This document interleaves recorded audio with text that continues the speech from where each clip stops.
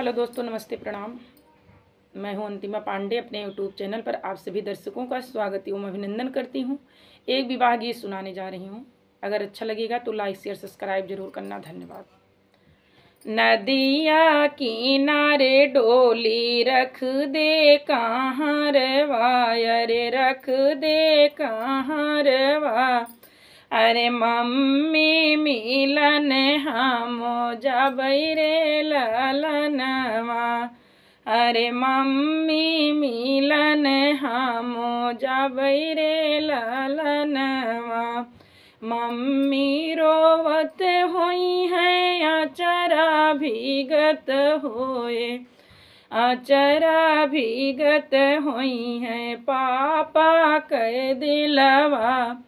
कठोर रे ललनवा, अरे पापा कह दिलवा। कठोर रे ललनवा।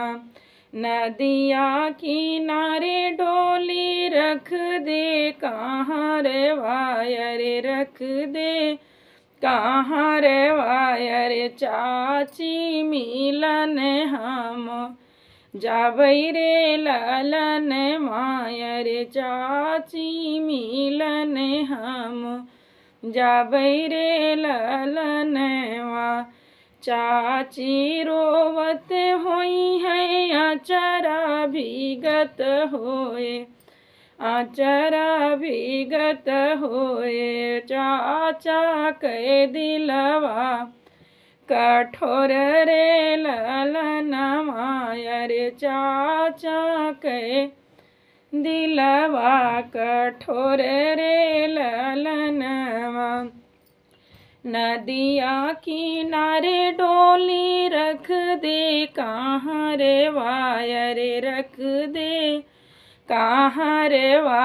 अरे भाभी मिलन हमो जाबै रे कहाँ रवा। अरे भाभी मिलन हमो जाबै रे ललनवा। रोवत होई है भाभी तो भीगे आचरवा, तो भीगे आचरवा। अरे भैया कह दिलवा कठोर रे ललनवा। अरे भैया कह दिलवा कठोर रे ललनवा।